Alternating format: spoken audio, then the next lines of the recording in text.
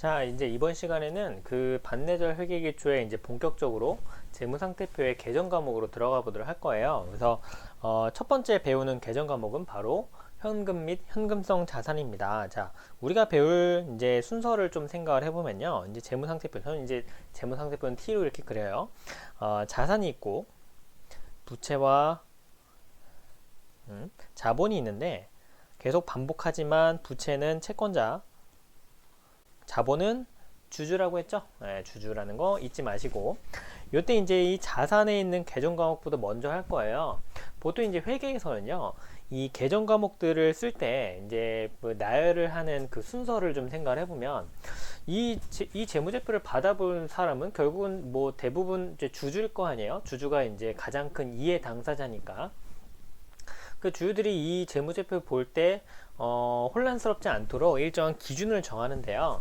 그 기준 중에 하나로서 자산 같은 거 적을 때 이제 여기다가 막 회사가 가지고 있는 자산을 막 적을 거 아니에요. 근데 이거 적는 순서를 회사 마음대로 정하지 말고 가급적이면 유동성이 높은 순서대로 배열을 하라라고 기준이 써 있습니다. 이게 무슨 얘기냐면 유동성이라고, 여러분들 유동성 위기 뭐 이런 거 들어보셨나요? 이제 경제 위기 혹은 뭐 회사가 여러 가지 위기 상황을 겪을 때 유동성 위기라는 얘기가 나올 때가 있는데, 유동성 위기는 결국 뭐냐면 우리 그 여러분들 지난 시간에 회사는 언제 망한다고 했죠?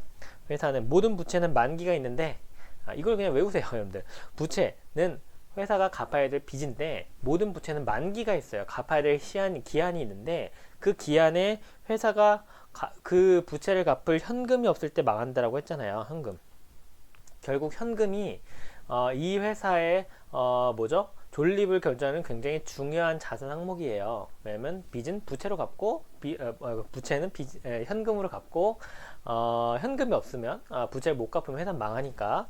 그렇기 때문에 이 가지고 있는 자산 중에 현금이 얼마만큼 많은지, 그리고 현금이 얼마만큼 빨리 생기는지에 따라서 이 회사의 자산의 건전성을 파악하려고 하는 거죠. 이때 다른 종류의 자산들도 결국 일정한 사업 활동을 거치다 보면 현금이 되는데, 이건 이따가 예시를 볼 거예요. 여러 자산 항목들이 다 언젠가는 현금을 벌어들이거나 현금 그 자체로 바뀌는데, 그 속도가 빠르냐 느리냐.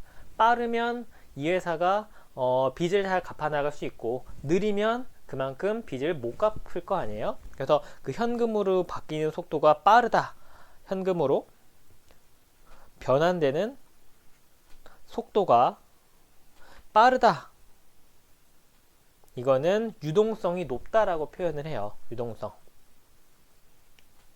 그래서 결국 그 현금으로 바뀌는 속도를 유동성이라고 보시면 돼요. 유동성이 높다 낮다는 현금으로 바뀌는 속도가 빠른지 느린지에 따라서 결정이 된다. 그래서 그 유동성이 높은 순서대로 배열을 한다. 그러니 유동성 거의 그 자체라고 볼 수 있는 현금이 제일 위에 기록이 되게 되겠죠. 나머지 것들도 이제 현금으로 바뀌는 속도가 빠른 순서대로 이렇게 기록이 될 거예요. 자, 그럼 이제 이번 시간에 뭘 배울 거냐? 현금을 배울 거예요. 여러분들, 현금이 많으면 많을수록 좋을까요? 회사는? 뭐 당연한 얘기야 라고 생각할 수도 있는데 아닐 것 같으니까 질문하는 거겠죠. 여러분들, 현금이 많을수록 좋으냐라고 한다면 좋은 점도 있고 안 좋은 점도 있어요. 여러분들, 현금이 많으면 일단 좋은 점, 여러분들 현금 많으면 뭐가 좋아요? 현금이 많으면 이제 그 이런 질문을 던지면 이렇게 빈번하게 돌아오는 답변은, 현금이 많으면 자산에 투입할 자금이 많아진다. 그러니까 사업 활동에 투입할 수 있는 현금이 많아진다. 여러 종류의 사업을 새롭게 할 수 있다. 뭐 이런 장점이 있을 수도 있고, 좀 더 궁극적으로는요, 현금이 많으면 안 망해요. 그죠? 회사가 망하는 게 현금이 없을 때 망하니까 현금이 많으면 안 망한다 라고 볼 수 있죠. 그건 굉장히 좋은 장점으로서 안정성이 높다라고 표현을 해요. 안정성. 재무적인 안정성을 얘기하는 거예요. 그러면 현금이 많을 때 안 좋은 점은 뭘까요? 안 좋은 점은, 자, 이제 좋고 나쁨은 기본적으로는 이 회사의 굉장히 중요한 이해 당사자인 채권자와 주주 입장에서 항상 생각하시길 바래요. 자, 여러분들, 현금이 많아서 안정성이 높다는 건 누가 좋아할 일이에요? 뭐 둘 다 좋아할 일일 수 있겠지만 좀 더 좋아하는 거는 채권자죠. 내가 빌려준 돈을 만기 때 제대로 갚을 가능성이 높다는 얘기니까 채권자 입장에서는 안정성이 높아지죠. 그래서 현금이 많으면 채권자가 좋아요. 반대로 현금이 많으면 주주가 싫어해요. 왜냐? 회사가 현금이 많다는 얘기는 이 회사가 가지고 있는 자산 중에 현금은요, 양날의 검인 게 이 현금을 계속적으로 사업 활동을 하기 위한 다른 종류의 자산에 투입해서 더 많은 돈을 벌어서 손익계산서에 더 많은 수익을 벌어서 더 많은 이익을 남기고 이 이익을 주주에게 돌려주길 주주는 기대합니다. 그런데 현금이 많다? 회사는 적절한 투자처를 못 찾았다는 얘기예요. 새로운 사업 모델을 못 찾았다는 얘기예요. 기존의 사업을 확장하지 못하고 있다는 얘기예요. 뭐 확장을 안 하고 있는지 못하고 있는지는 회사의 선택이겠지만 어쨌든 현금이 많다? 회사는 이 자금을 효율적으로 사용하지 못하고 있다는 얘기가 돼요. 그러면 그냥 당장 투자할 때를 못 찾았으면 기본적으로는 이걸 금융상품에 넣어 놓을 수 있잖아요. 금융상품에 안정성 있게 넣어 놓는다 라고 한다면 여러분들 뭐 정기예금 같은 걸 생각할 수 있는데 정기예금 이자라 봐야 뭐 한 3에서 5% 아니겠습니까? 그러면 주주는 이런 생각 한다고요. 야, 내가 기껏 이렇게 투자해 놨더니 이 돈을 정기예금에 넣어 놓고 있네? 그럼 예금에 넣어 놓으면 회사가 이자 수익을 벌잖아요? 그럼 그 이자 수익만큼 법인세를 내요. 법인세를 차감한 후에 이익을 가지고 주주에게 배분해 준다고요. 그럼 주주는 그걸 가지고 또 배당 소득으로 과세가 되고 그걸 가지고 마음대로 쓸 수 있어요. 그럼 결국 야, 니네가 정기예금 넣을 거면 야, 그 내가 정기예금 넣는 게 훨씬 더 세부담이 덜하네. 더 나은 거 아니야? 라는 생각을 한다고요. 결국 회사가 현금이 많다, 적재적소에 투자를 못했다 라는 얘기가 되고 그러면 주주가 싫어합니다. 이해되시나요? 주주가 싫어해요. 반대로 현금이 부족하다 라고 한다면 뭐 좀 좋아할 투자는 없겠죠. 회사가 망할 가능성이 높아지니까. 근데 기본적으로는 채권자가 더 싫어하게 되겠죠. 당장은 내가 이 채권을 회수하지 못하게 될 가능성이 높아진 거니까. 결국 현금이 많고 적음은 각각 채권자 주주에게 서로 다른 이해관계를 불러일으키긴 하는데 기본적으로는 현금은 적당한 게 좋아요. 실제 이론에서도 이런 얘기를 합니다. 재무 이론에서도 회사가 현금을 적재적소에 투자할 수 없다면 차선으로 주주에게 배당이라도 주어서 그 배당을 받은 주주가 지가 알아서 투자할 수 있도록 도와야 된다라는 얘기를 해요. 현금은 적정한 수준이 유지되는 게 좋고 많다고 해서 혹은 적다고 해서 좋은 건 아니다. 적정한 수준이 중요하다라는 거죠. 그래서 실제로 그 기업들마다 우리 회사의 규모와 업종과 현금 흐름을 볼 때 적정한 현금의 수준은 얼마야? 라는 거를 계산을 해요. 계산합니다. 이거는 뭐 제가 지금 도와주고 있는 뭐 스타트업들도 너무나 당연하게 되게 관리하는 지표 중에 하나예요. 여러분들 혹시 뭐 월 버닝 뭐 이런 거 들어보셨나요? 월 번, 런웨이 들어보셨나요? 스타트업들이 매 달마다 써제끼는 돈을 그 돈의 규모를 월 버닝이라고 해요. 얼마만큼 월 돈이 현금 유출이 생겨. 그리고 이제 회사가 가지고 있는 현금이 예를 들면 10억이에요. 근데 이 회사가 월 버닝이 1억이에요. 그럼 몇 달 버틸 수 있다? 10달 버틸 수 있다. 이걸 10달을 런웨이 기간이라고 합니다. 그래서 지금 현재 현금 수준과 매달 나가는 현금 지출액의 평균 수준을 고려한다면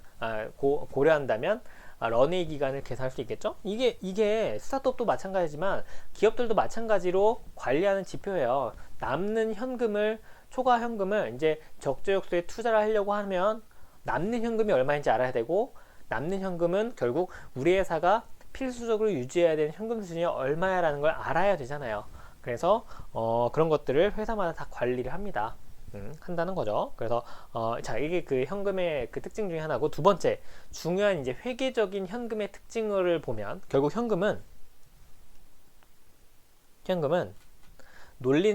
가만히 냅둔다고 해서 주주가 좋아하지 않기 때문에 회사는 항상 우리 회사에 필요한 현금 수준이 얼마인지를 계산해 봐요. 필요 현금. 그리고 그걸 초과하는 현금에 대해서는, 이 초과 현금에 대해서는 투자를 합니다. 뭐 간단하게는 뭐 금융상품에 투자할 수 있겠고, 주식에도 투자를 하기도 하고, 그리고 뭐 부동산과 같은 거에 투자를 하거나, 뭐 좀 더 건전하게는 이제 가장 건전한 방식은 여러 가지 사업에 투자를 하는 거겠죠. 사업, BM. 투자를 하는 게 제일 좋겠죠. 이걸 못 네. 사업 모델에 투자를 할 수 없다 보니까 이런 단기간에 금융상품에 투자를 하게 되는 거겠죠. 자, 이때 현금에 있어서 이제 회계는 이런 생각을 하는 거예요. 야, 회사가 여유 현금을 투자를 하네. 그래서 어떤 회사가 예를 들면 현금이 10억이 있어요. 근데 이 회사 내부 경영진이 볼 때 유지해야만 현금 흐름의 수준이 한 1억 원 정도 된다라고 합시다. 1억은 필요가 1억이에요. 그럼 얼마가 초과되고 있어요? 9억이 초과되고 있죠? 그래서 회사의 경영진은 이거를 당장 어느 사업 모델에 투자하기보다는 기획을 좀 해야 되니까 단기간에 금융상품에 투자를 했다고 합시다. 그럼 이 현금이 예를 들면 이제 CFO라는 사람이 은행에 가서 정기예금에 가입했어요. 그럼 이제 이 9억 원의 현금의 형태가 아니죠. 이제 이게 이제 금융상품으로 바뀌죠. 금융상품. 9억 원으로 바뀌는데 현금이라던가 금융으로 바뀌는데 이렇게 공시하잖아요. 현금 10억이 지금 현금과 금융상품으로 바뀌어서 외부에 공시가 됐어요. 이거 누가 본다? 여러분들 재무제표는 어디에 공시돼요? 일정 규모 이상은 다트에 공시가 되죠. 다트에 예를 들면 이 회사에 지금 상장회사라서 투자하고 있는 주주들이 재무제표 공시도 봤더니 보니까 금융상품에 9억 원이 투자된 걸 봤어요. 그럼 주주는 오해합니다. 왜 오해하냐면 아니 내가 경영자를 뽑아놓은 거 경영활동을 잘하라고 뽑아놓은 건데 아니 회사에 뭐 자금을 금융상품에 막 투자하고 있네? 뭐 하는 거야 지금? 막 이런 오해를 한다고요. 경영자 입장에서는 주주의 부를 극대화하기 위해서 이걸 금융상품에 투자한 건데 이렇게만 공시하면 오해한다고요. 그래서 회계에서는 이런 얘기를 합니다. 자, 이게 이제 교재 몇 페이지 나오냐면 교재 27페이지 나오는데요. 현금 얘기예요. 현금 형성 정의에 가보시면 자, 회계 이런 얘기를 합니다. 야, 이게 회사가 단기간에 안전한 금융상품에 투자한 것까지 이렇게 금융상품으로 표시를 하니까 오히려 오해가 생기던데 이렇게 하지 말자. 그럼 어떻게 하냐? 우리가 정하는 일정한 요건 세 가지인데 이 요건 세 가지를 모두 만족하는 곳에 투자를 하면 걔는 그냥 현금이랑 다를 바가 없으니 오해를 하지 않도록 그냥 현금이랑 묶어서 공시하자 라고 얘기를 한 거죠. 그 교재 보시면 자, 교재 거기 27페이지 중간에 현금성 자산이라는 표 중간에 이제 내용이 나올 거예요. 거기 이제 한번 읽어보면 큰 거래 비용 없이 현금으로 전환이 용이하고가 첫 번째 요건이에요. 거래 비용 없이 바로 현금화가 가능하고 이자율 변동에 따른 가치 변동의 위험이 경미한 금융상품. 그러니까 가치 변동의 위험이 거의 없다는 얘기예요. 그리고 세 번째는 취득 당시의 만기가 3개월 이내. 이 세 가지의 요건을 모두 충족하면 야 얘는 그냥 현금 아니냐? 라는 얘기를 한 거죠. 특히나 마지막 요건인 취득 당시에 그 만기가 3개월 이내라는 거는 3개월 안에 그냥 현금 바로 된다는 얘기예요. 이 재무제표가 공시될 때쯤이면 주주들이 그래서 재무제표를 바라볼 때쯤이면 이미 현금화가 되어 있을 거라는 얘기예요. 기간이. 그러니 야 이런 거는 현금이랑 분리하는 게 오히려 오해가 심해. 그래서 요런 게 있다면 걔네는 계정 과목을 현금성 자산이라고 부르고 금융상품이 아니라 현금성 자산 부르고 걔네들을 공시할 때는 우리가 현금이랑 묶어서 그냥 현금 및 현금성 자산이라고 이름을 붙이자 라고 정의를 한 거예요. 그래서 여러분들 다른 회사 이제 다트에 가서 재무제표를 보시면요 현금이라고 써놓은 회사 거의 없어요. 현금 및 현금성 자산이라고 되어 있고 이 요건 세 가지를 충족한 애들도 여기에 포함시켜서 기록을 합니다. 그래서 결국 만약에 현금 및 현금성 자산이 10억이다 라고 한다면 이게 자유입출식 예금에 10억을 넣어놨다는 얘기가 아니라 회사가 여유 현금과 그리고 이 특정한 세 가지 요건을 만족한 현금성 자산을 모두 투자한 것까지 해서 10억 원만큼 있구나 라고 생각을 하시면 돼요. 이거 이해되시나요? 그래서 이 현금성 자산이라는 것이 가치 있다는 거, 현금이라는 것의 특징, 주주를 위해서 적절수에 투자되기 쉽다는 특징, 이런 것들을 생각하시면서 현금을 바라보시면 좋을 것 같아요. 그리고 중요한 현금의 특징은 현금은 많으면 많을수록 뭐 좋은 점은 있지만 안 좋은 점도 있다. 채권자, 주주가 각각 많을 때 채권자는 좋아하지만 주주는 싫어한다. 그래서 이런 그 관계와 그렇게 해서 나온 현금성 자산의 그 계정 과목의 특징, 요건 세 가지를 좀 기억하시면 좋을 것 같아요. 이제 교재 뒷부분에 요 계정 과목에 대한 예시랑 그리고 실제로 이제 회사들이 여유 현금이라는 거 어떻게 계산하는지도 예시로 넣어놨거든요. 한번 참고해서 보시길 바라면서 현금 및 현금상에서는 여기서 마무리하도록 할게요.